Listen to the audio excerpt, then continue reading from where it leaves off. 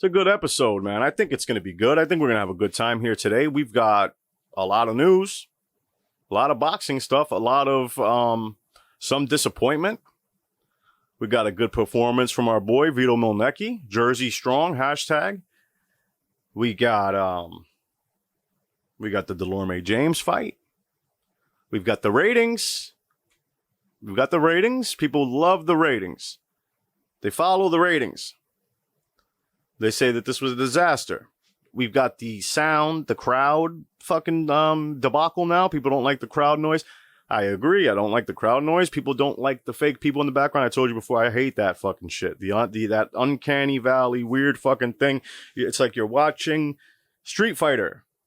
You got two real guys fighting, you know, and then you got the lady, and then she's fucking with picking her leg up and shit, and then who's doing like this, and who... It's very bizarre.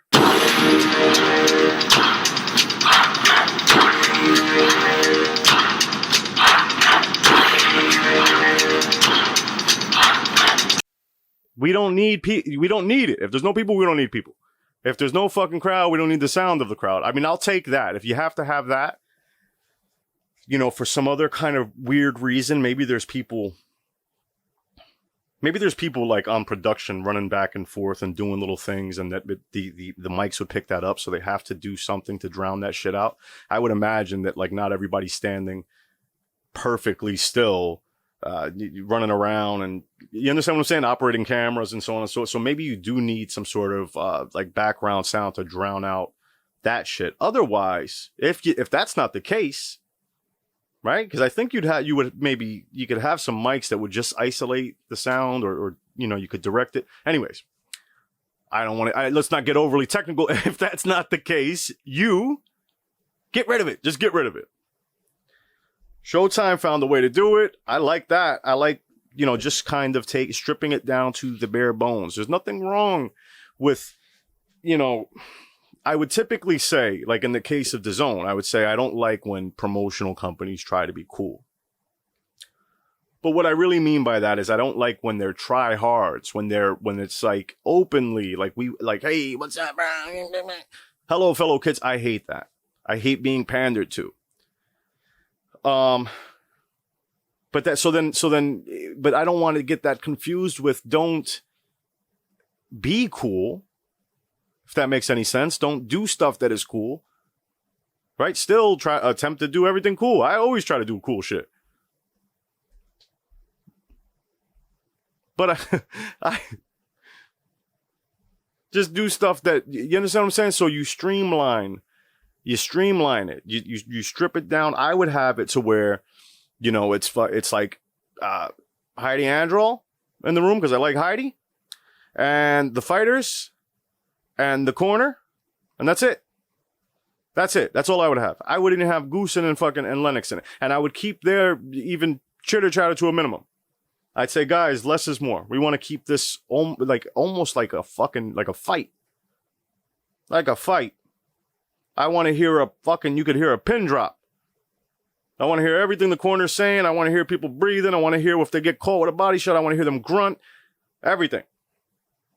I mean, and the audio is good. You can hear the shots. But again, you know, I want it to look like this is like some sort of backdoor, you know, fucking meetup, you know, underground street fight club kind of shit on a canvas, so these guys don't get hurt. We'll keep the safety precautions, but we'll take everything else out. That's what I think. Get rid of the judges too. Who cares? Get them the fuck out of there. Right? Because it never matters anyways. You could you could put them in the ring half the fucking time and have them take the beating, and they wouldn't know how to score the goddamn fight. Right? So put them in a room, a TV, real HD, fucking fork, whatever you gotta do so that they can understand it.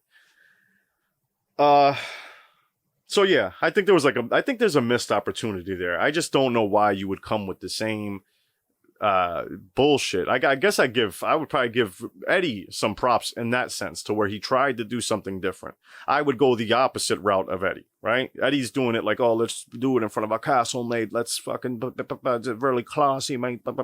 I would do grimy fucking, you know, bullshit. Grimy bullshit. I would have the fucking fighters crews in the background fucking smoking blunts and rolling dice and shit. I hope that that's not, I'm Puerto Rican and Cuban. I can say that. I do that shit. You know what I mean? So, but that's what I would have. That's the atmosphere I want to see.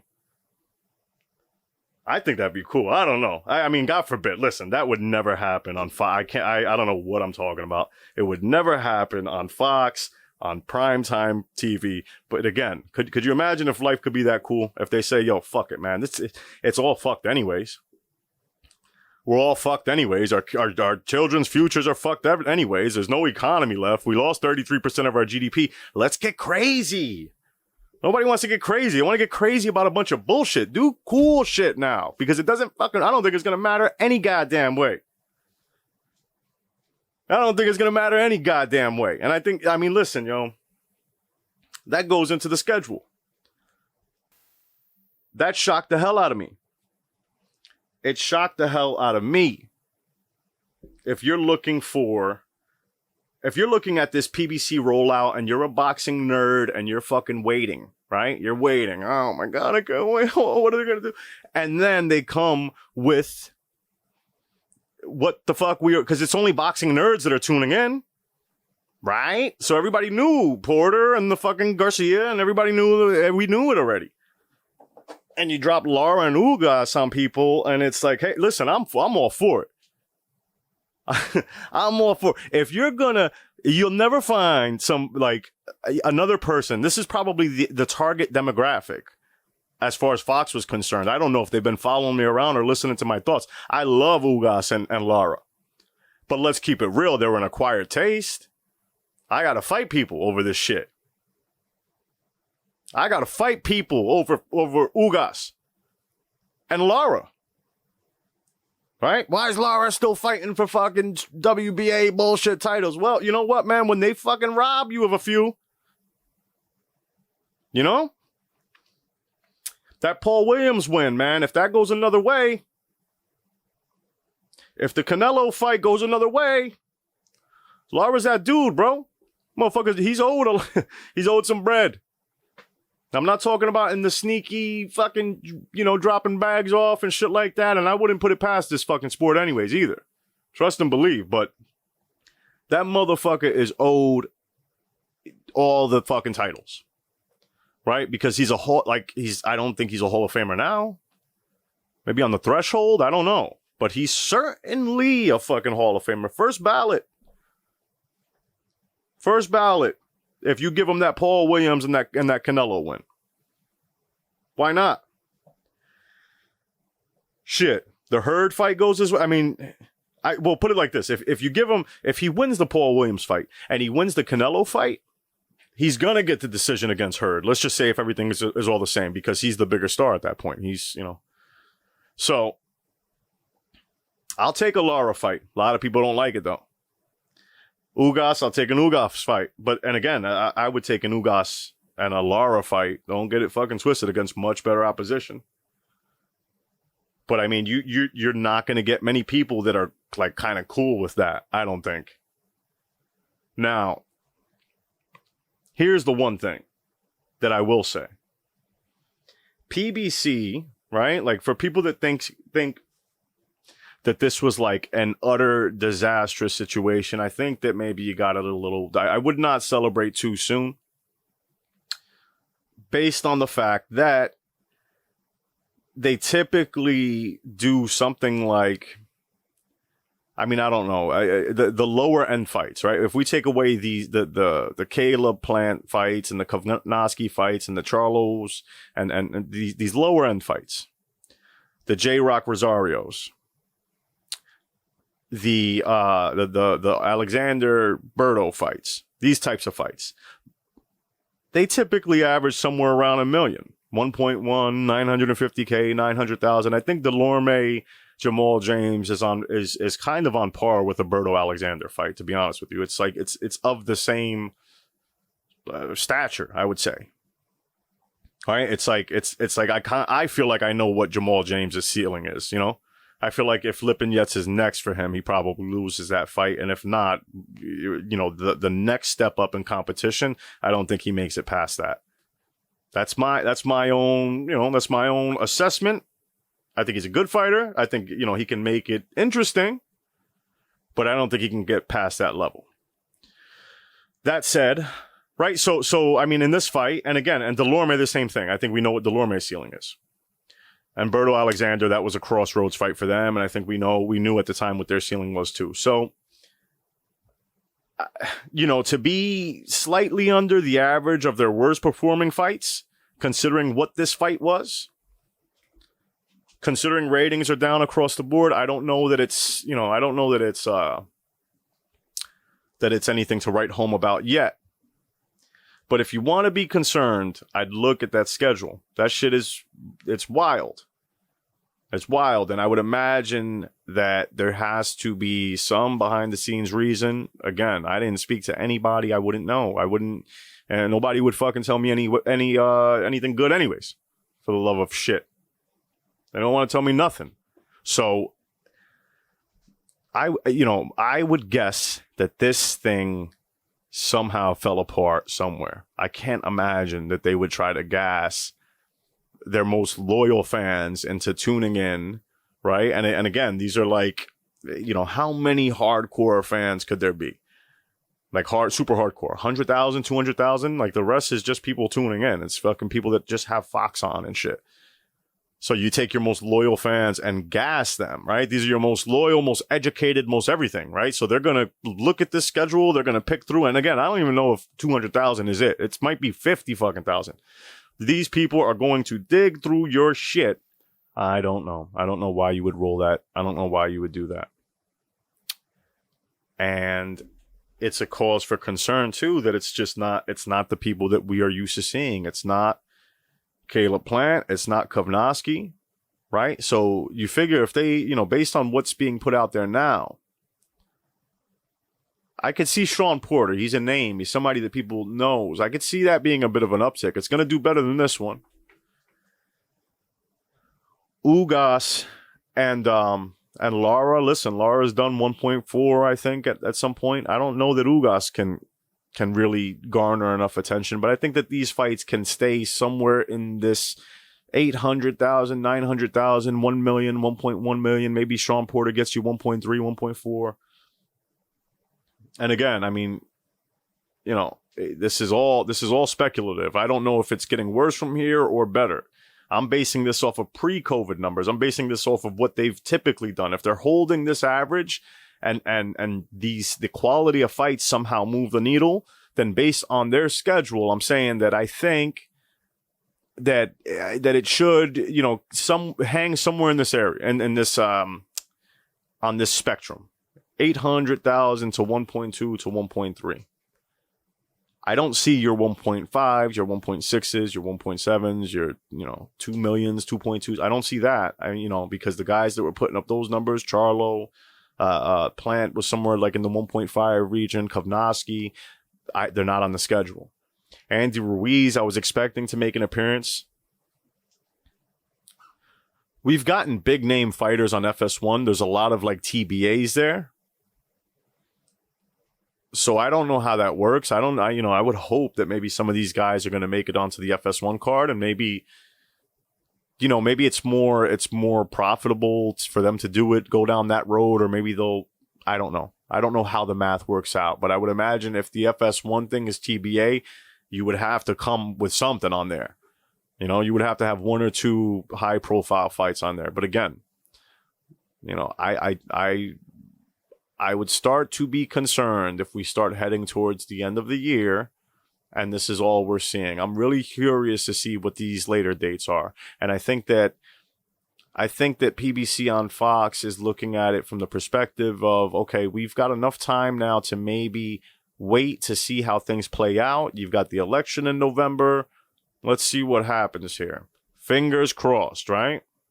Whichever side you're on, fingers fucking crossed.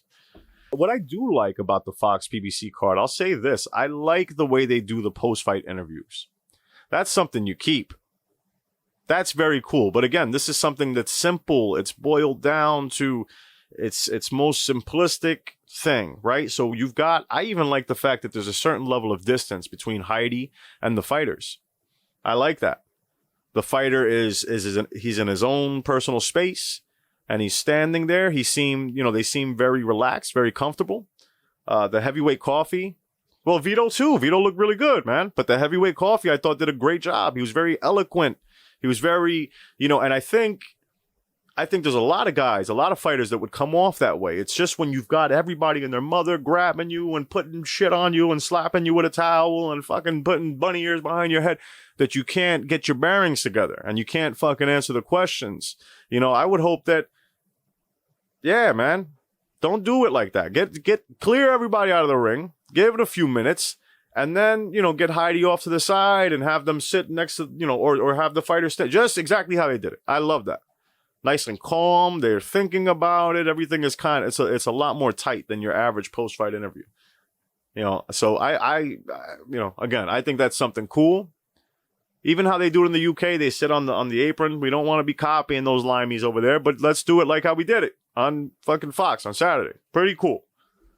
Get rid of the people in the background. Get rid of the fucking sound if you can. That's what I'll add. We got Loma, Teo. These guys are, they don't know, which fucking way is up. They don't know which way is up. I don't know, man. I can't. I would imagine that Teo had some number in his fucking head I would imagine Teo had a number in his head that he was expecting to make off the Loma fight. And I realize that that's not reality, and that's not like we can't just go off of what we're expecting. And as things change and as the market changes, you have to maybe change your expectations. I understand this. It's a free market, and it's a math equation, a supply and demand kind of thing. So I would imagine Teo, I don't think he pulled this out of thin air. The idea that he was going to make more than 1.2 million to fight Loma. Right? And you got to remember, this is a 22-year-old kid. Like, I'm sure on some level, he knows he's fighting Lomachenko. It ain't a fucking sure thing. And he knows that if he loses this fight here, it's going to be a little bit of a road to climb. It's not the best economy in boxing. If they're already lowballing you now, what do you think you're going to get when you fuck around and drop one to Teo? So I think he's looking at it like it's kind of a do or die situation. And this is all new to him. This entire coronavirus, COVID thing, it's all new, and he hasn't fully seen the market drop like that yet. I think if we give it some time, I think that either he's going to, start to see the reality of the situation and say, okay, maybe I might have to accept more, a lot more. Or considering what this does for Loma's career, considering the fact that if Loma, retires undisputed, and again, we can get into the science of the undisputed thing, but I think that the public would be willing to give it to Loma. I think we'd give it up at that point. I think we say, okay, fuck all. So in other words, why would Loma have to go through Devin Haney to prove his undisputed status if he just beat Teofimo, right? If he just beat Teofimo at that point and he's already got fucking 3 straps and Teo has 1, makes sense to me. Like it's kind of anticlimactic and maybe even a little bit stupid for him to have to then turn around and fight Devin Haney for full undisputed status. I think you don't do it to begin with, so you never open up this can of worms to begin with, but I'm not the fucking commissioner. So it does a lot for Loma's career too. Maybe Loma budges. Maybe Loma says, you know what, fuck it. If I beat this kid, I can end this whole thing off as one of the all-time greats, as, a little bit less of a what could have been type situation. And I think that Loma needs that. If you're a Loma fan, I think you need that stamp of approval. I think that if you're Vasily Lomachenko, it doesn't seem like the business is completely finished. If he ends it off on like a fucking, like a Tevin Farmer win or something like that, it's going to be a little anticlimactic. I'll say that, right? So yeah, these fights, I mean, I've said it from day one, these fights are going to be difficult to make. Somebody's going to have to budge. I tend to think that, again, I don't want a fighter fighting for less than what they feel they deserve. But that's not to say that I don't want any fighter fighting for an amount that's less than what it would have been pre-COVID, if that makes any sense. As long as the guy's comfortable, as long as he's gotten to a point in his mind to where he understands fully the market he's in, understands the situation, ribs are starting to touch a little bit, starting to get a little bit hungry. Okay, well then I'm gonna have to take this. I've been there, right? I've done something strange for a piece of change. It was a weird time. It was the 2010s. What do they call them? The yachts or some shit? Or it was before the 2010s, really. It was like started in 2008. These were weird fucking times, people.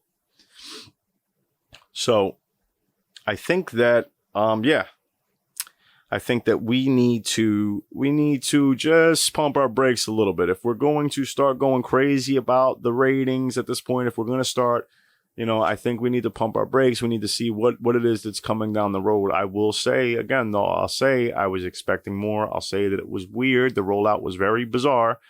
And I don't know that it's something that can last forever. I think it's maybe a smart move to be making now when you don't really know how long this thing's going to play out. You don't really know how long it's going to take for crowds to start coming back. So it'll work for now as a Band-Aid, but I think you got to start putting something else out there in terms of big name marquee type fighters, the guys that are ready to take the next step up, the Caleb Plants, the Kovnowski, a Kovnowski type who, if it picks up a win, now you got an opponent for Andy Ruiz. That'd be a dope little fight. So